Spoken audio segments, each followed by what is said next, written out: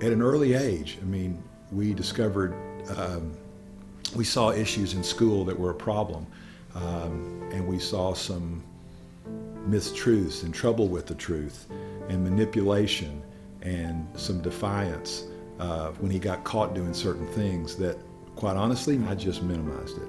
I have to think, if I look back on it, right, that my heart was in the right place. The problem with being a prodigal parent is the mistakes we make are not because we're bad people, it's because we love them.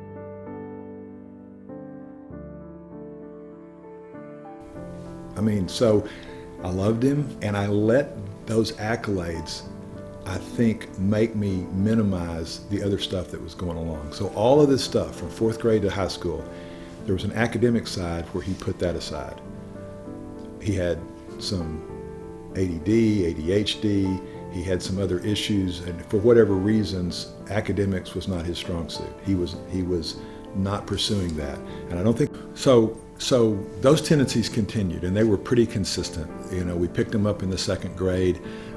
We would have moments of good and bad, but those tendencies to not tell the truth when the truth would serve them better. And that is a very consistent finding among prodigal parents. They all seem to have that finding. And that went on into high school, and I'd tell you probably one of my most unflattering stories was we always told my son that if he was ever caught drinking, he would lose his truck. So one night we got a call. He had had his truck for a year or so, loved the truck. I loved the truck. And he called and said he had a flat tire, and he was very close to the house. So I went over there and I was helping him change the tire, and I noticed he was particularly communicative, which is not really his style. But we were having a good time, and he was being lighthearted, as was I, and I was just changing the tire with my son, and then all of a sudden I got close enough to him and I smelled alcohol in his breath.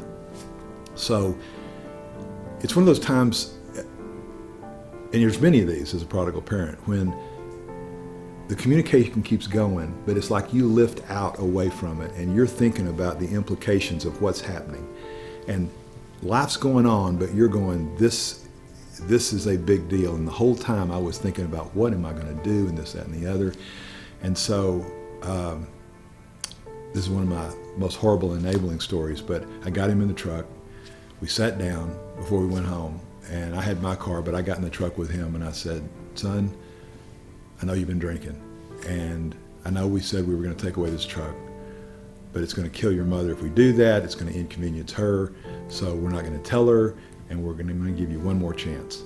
And when I look back on it, I hate that story, but actually, for all the people that come through the ministry, they love that story, because they go, you're me. you know what I'm going through.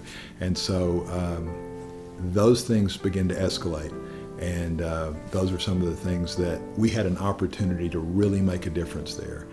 And if I could tell parents one thing, you want those opportunities. You want to relish those opportunities, because that's the time to do it. It's not when his life is on the line years later, and the stakes are much, much higher.